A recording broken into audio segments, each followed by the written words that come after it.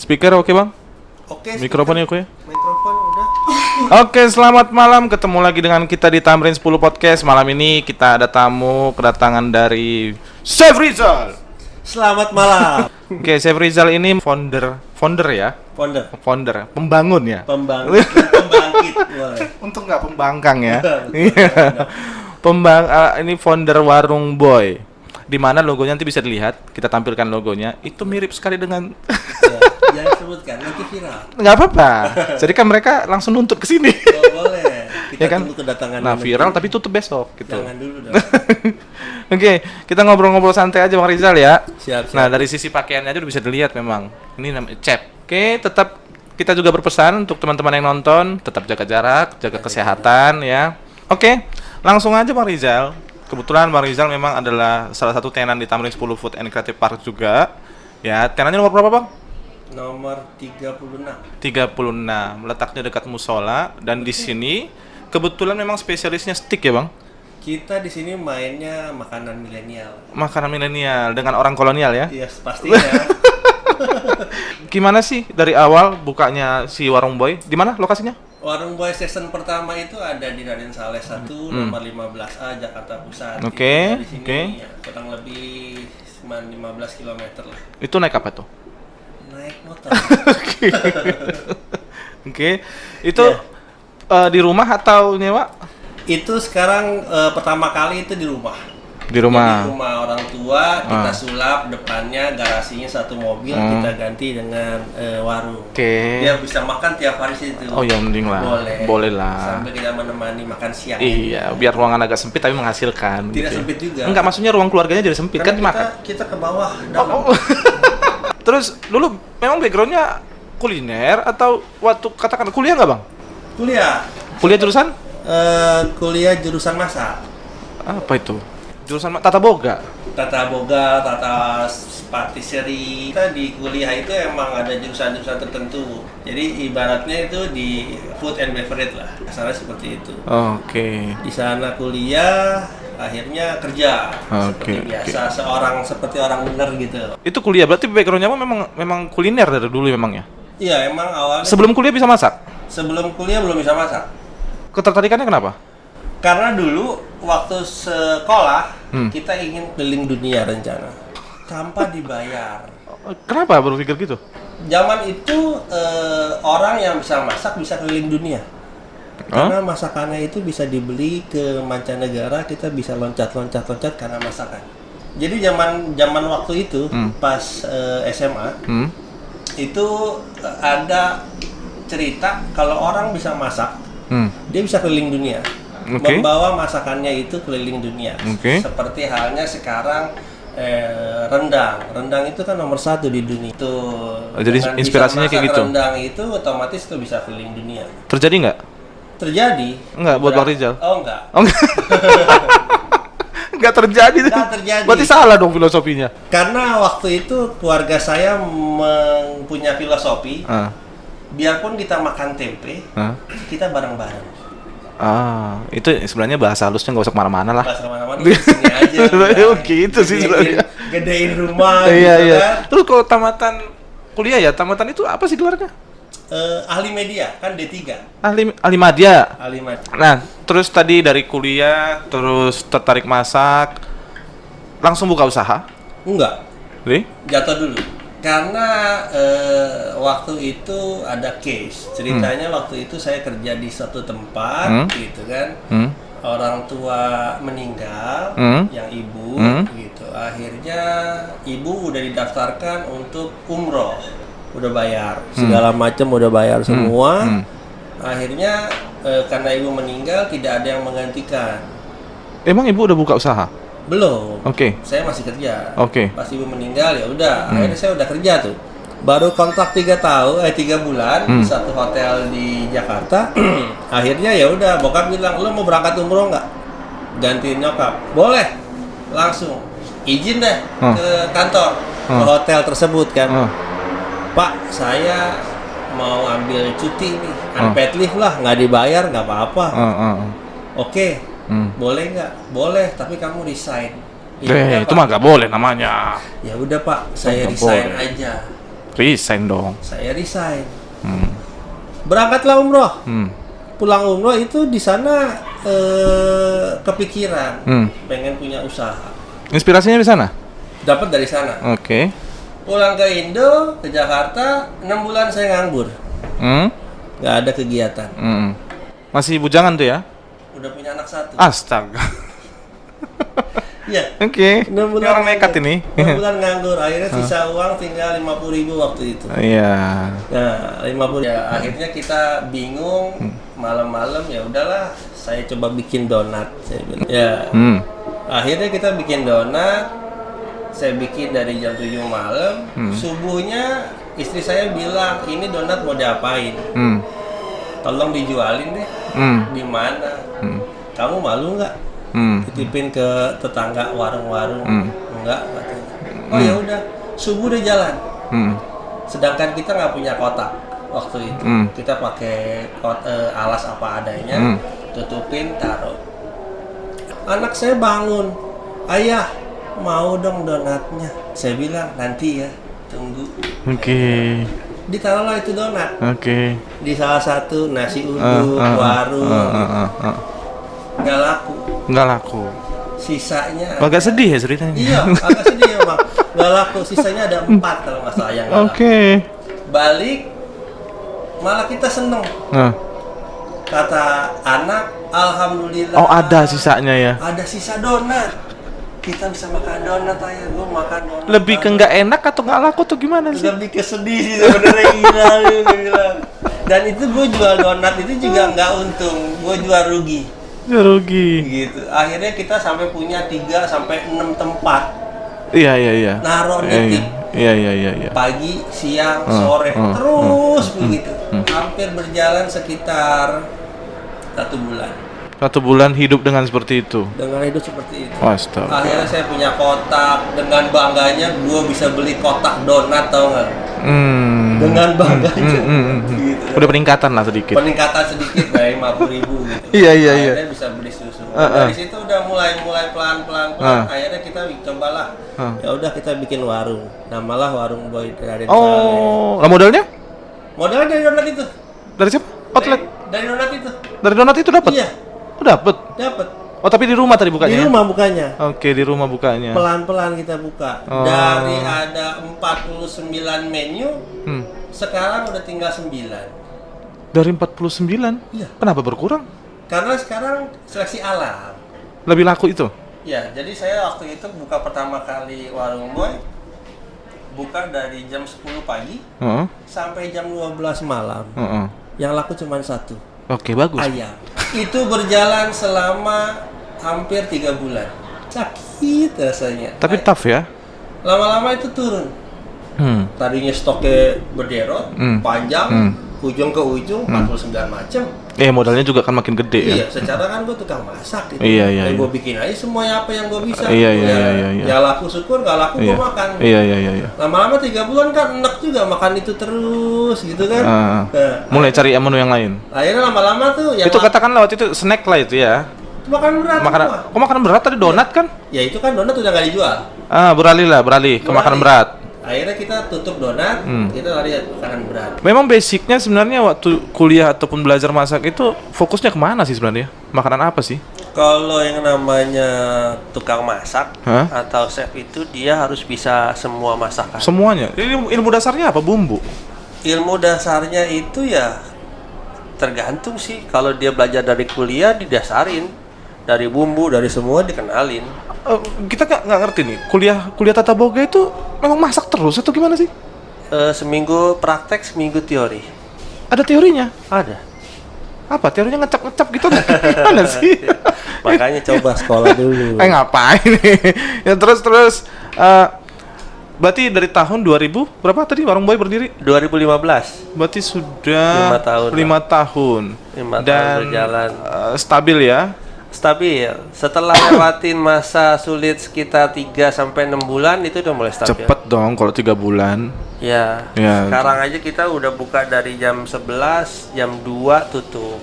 11 siang? Siang. Gara-gara ini PSBB? Enggak, sebelum PSBB justru. 11 sampai jam 2 selesai tuh. Selesai, Habis? habis. Oh, memang stoknya dikit kali dibikin Enggak, ya? emang begitu.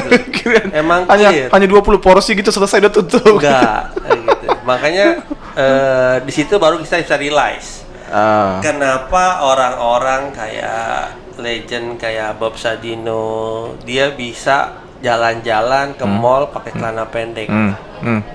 Karena pengalaman terjadi di kita. Apa tuh? Kita masak dari pagi sampai habis dengan pakaian ala kadarnya, celana pendek, baju kena bumbu kuning, kena sambal, gitu kan. Tapi kantongnya penuh uang. Guys. Akhirnya kita kelaparan karena nggak ada lagi yang bisa dimakan. Oh, habis ya? Habis, Lu semuanya. malah habis. beli mungkin ya? Akhirnya kita ke mall. Kita ke mall salah satu Jakarta, kita makan. Kita pengen tahu dilayani nggak? Gue banyak duit. Oh, iya, sombong. Ya kan, habis semua. Kasarnya kan begitu. Iya. Besok Ya. kan nggak tahu, masalah besok mah besok. Besok gitu. ya. Iya. Nah, kan sebenarnya bener kan bilang sebenarnya usaha begini mah ya sama aja kayak pedagang juga ya. betul. Iya kan? Jadi bedanya sama pekerja itu kan kalau pekerja gajinya bulanan. Heeh. Kalau kita gajinya harian. Gitu. Tadi berapa lama Bang kerja sama orang gitu? Saya kerja sama orang kurang lebih udah hampir 16-17 tahun. Iya. Dari SD. Dari kecil. Usia berapa sekarang? Sekarang ya sekitar 4 nih, gitu kan. Mendekati 5. Oh, enggak. Enggak. Nggak beda 17 tahun lah dari Iya. SD, gitu kan. Dulu apa ada mentornya atau gimana sih? Kalau mentor sih enggak. Mentor itu keadaan, Bos. Keadaan yang kita bikin jadi kira-kira kalau kita jadi owner enak juga kali ya. Tadi mikirnya kan kalau jadi owner tinggal bangun siang duit udah masuk gitu kan. Ternyata malah kebalikannya. Dari malam sampai pagi emang Ini duit nekat masuk betul terus. ini ya. Nekat banget ini ya. Ya sekarang gimana lagi? Nekat banget. Padahal waktu itu kan pekerjaan juga masih banyak lowongan sebenarnya kan. Ya gambling. Kan banyak juga sebenarnya kayak eksekutif chef segala macam itu masih di bawah perusahaan gitu kan. Ada. Ya Terakhir juga gitu. Jadi bisnis warung buah itu terakhir setelah dia udah settle, kita kembali bekerja. Melayani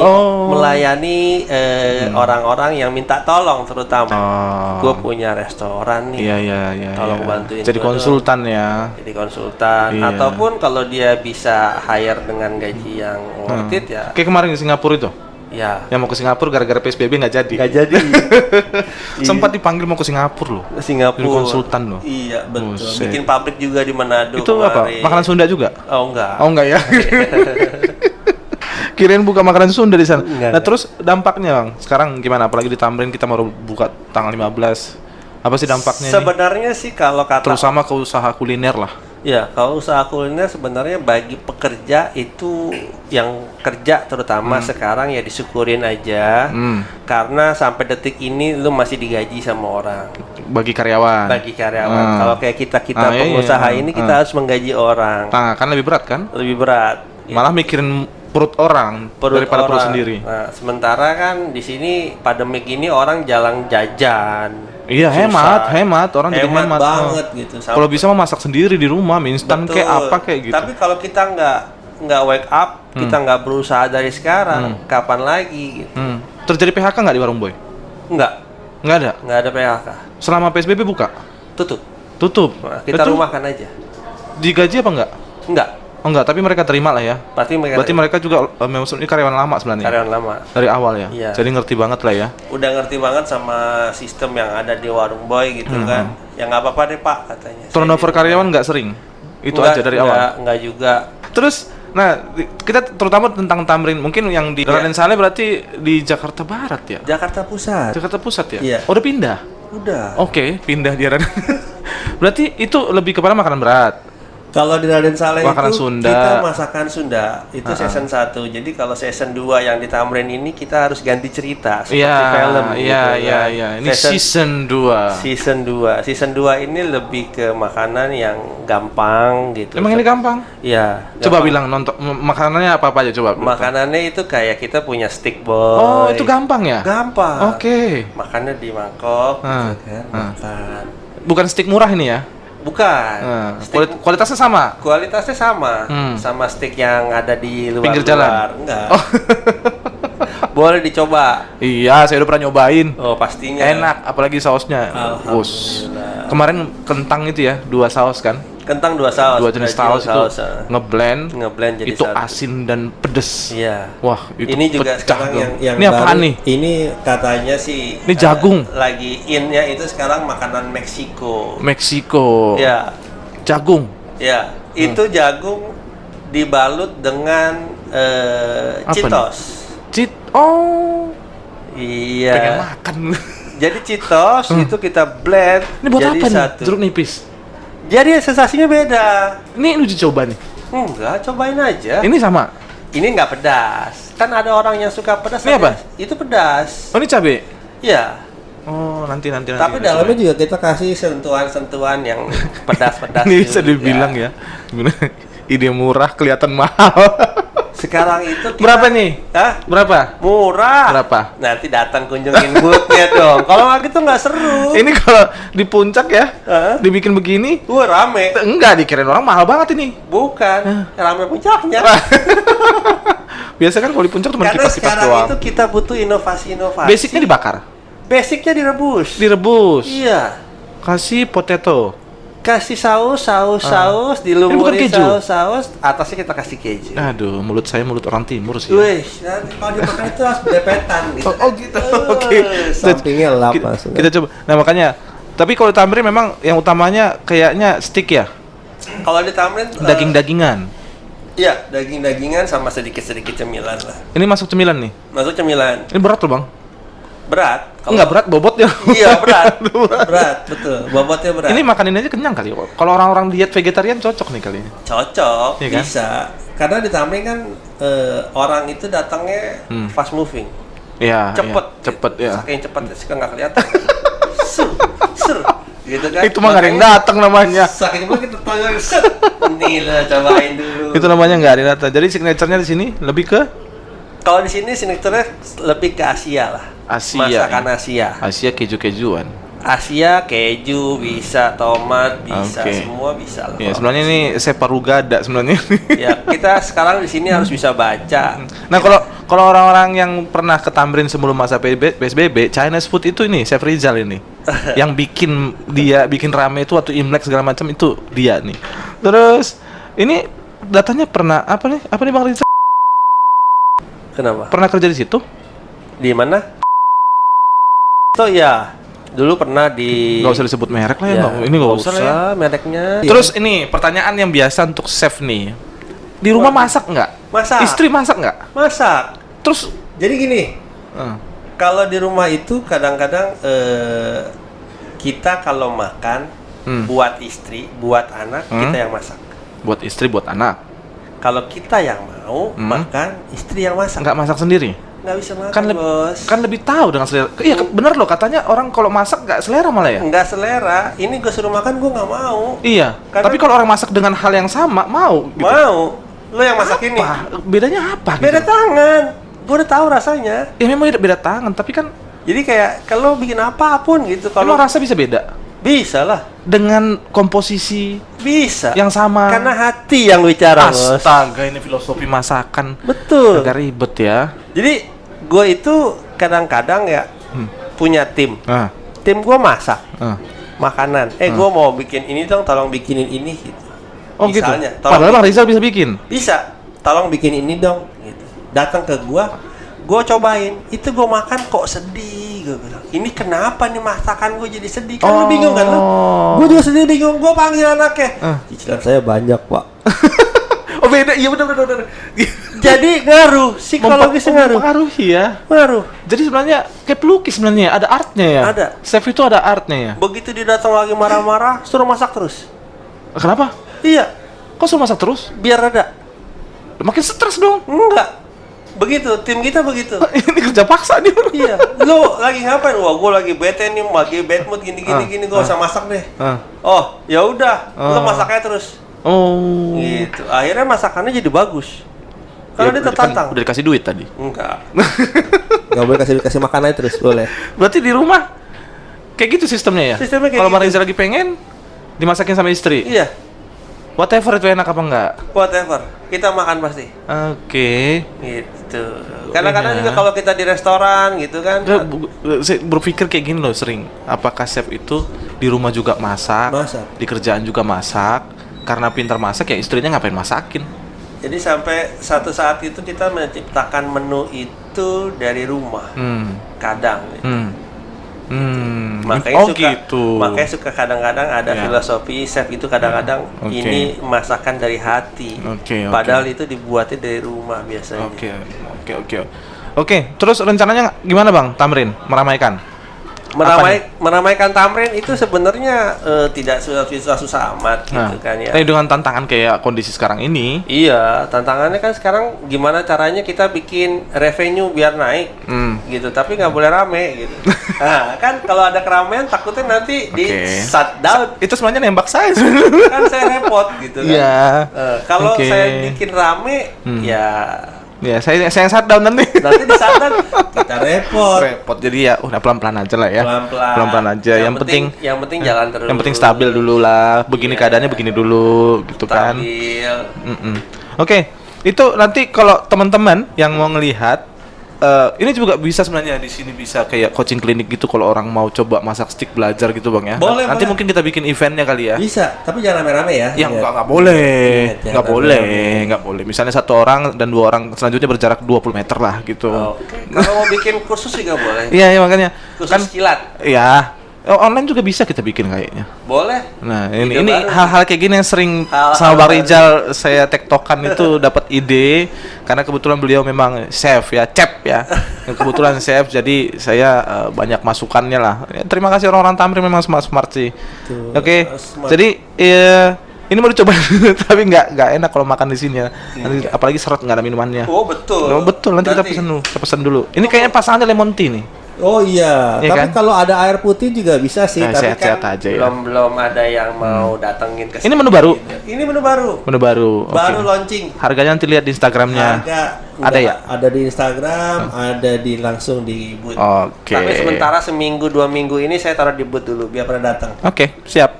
Oke, thank you Bang Rizal. Terima kasih. Masukannya. Sama-sama. Ya, semoga nanti Warung Boy buka season ketiga Asik. di Tamrin 11. Tempat baru ya. Tempat baru, tapi kurasi juga.